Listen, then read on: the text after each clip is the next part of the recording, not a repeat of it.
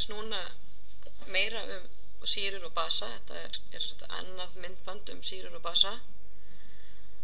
Það sem við lítum sérstaklega á jafnvægisfasta í sýrulausnum og basalausnum. Hér er almenn framsetning á luplust sýru í vatni.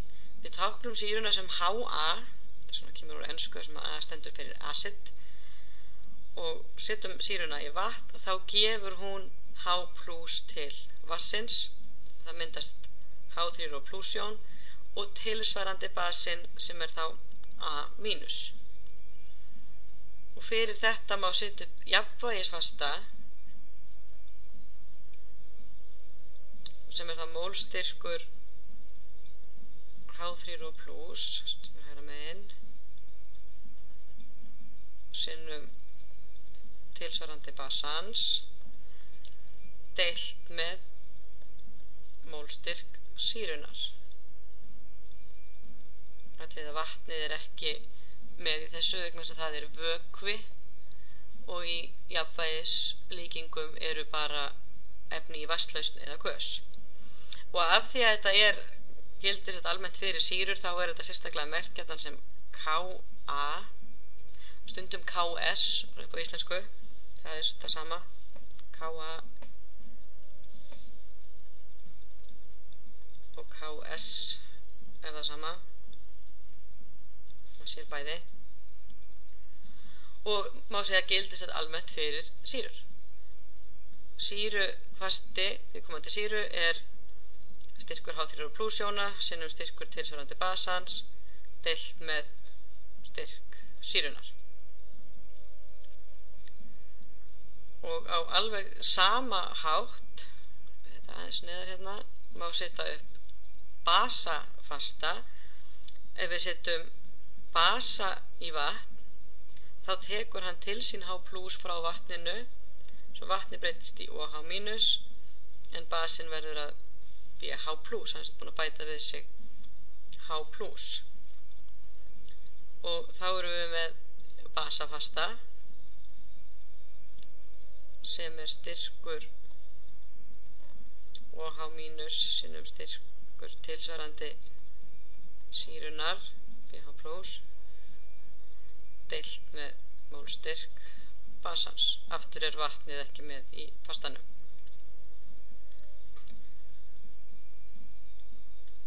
Og þetta er þá hægt að nota til að reikna út. Ef við til dæmis vitum basafastan, þá getum við gert hérna útreikninga. Nokkrir aðrir hlutir sem tengjast þessu samt. Við skulum skilgreina hérna eitt. Hérna fyrir sýruna fyrst. Þessar tölur, þessir fastar eru hérna, þetta er mjög mismunandi, því hærri sem sýrufastin er, því meiri er klofnunin, sem því lengra til hægri gengur jafnvægið, og við erum að tala tölur sem eru yfir 1.000.000, 10 í 10. veldi, svona. Og þá erum við með sýru sem er sett eiginlega alveg klofin í jónir.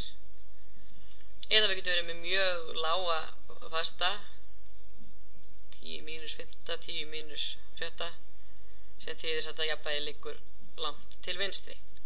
En þetta er oft óþjálar tölur, þannig að það er líka oft notað PKA eða þá PKS ef við erum að nota KS, sem er mínus lógarithmin af KA. Og þetta er þetta sama hátt og sýrustig pH er fundið með að taka mínus lógarithman af styrk H3O+-jóna. Og það hefur verið setilega skilgreint þannig að sýrur teljast rammar eða sterkar. Skulum nota hérna rammar, römm, sýra, hefur pKa sem er minni en 0. Þetta þýðir þá að Ka er tala sem er stærri en 1. Meðal römm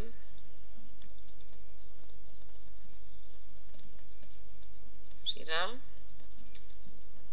yfir pKa sem á bilinu 0 til 4.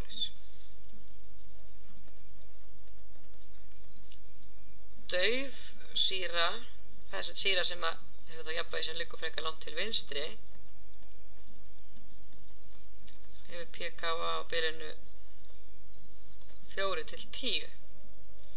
Og svo getum við verið með mjög daufa sýru og þá er pKa stærri en 10.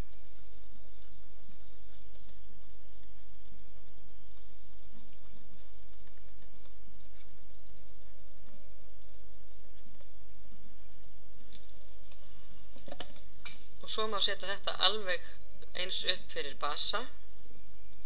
pKb fyrir basan er þá náttúrulega mínus logarithmin af kb. Og það má skilgreina ramma, basa, meðalramma, daufa og mjög daufa á alveg sama hátt og hér að ofan út frá pKb. Þetta rammur basi hefur pKb sem er minna 0.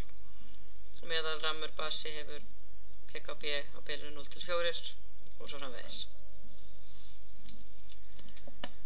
Skoðum líka aðeins hvernig Ka og Kb sýru-basa-pars tengist. Við höfum sagt áður að sýru-basa-par er samsett úr sýru og tilsvarandi basa. Hvort sem að umræði þá hérna svona B og BH plus eða eins og að ofan HA og A mínus.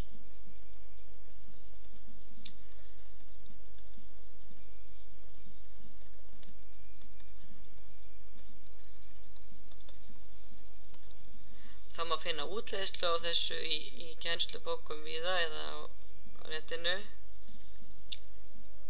En það gildir satt fyrir þetta að fastarnir, þetta er bara fyrir sýru-basa-par, sýru- og basafastinn margfaldaður saman gefa svo kallaðan vassfasta sem er skoðaður í myndandi sýrustig við 25°C. Sýru- og basafastarnir eru hitastigháðir og eru yfirleitt miðaðir við stofuhita eða 25°. Og út frá þessu mætti einnig sjá, með því að taka logarithma hérna yfir og breyta formerkinu, að pKa plus pKb er jafnt á 14. Sem þýðir að ef ég hef sýru, sem sagt eins og þetta til dæmis, ef sýra hefur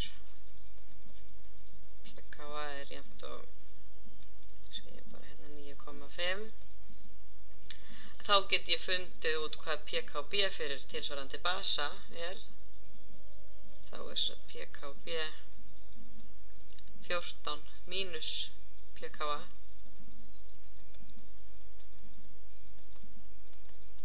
Þetta er þá 4,5 til dæmis. Og við skilgreinum alltaf hérna ofan hvernig pKa og pKb er fundið.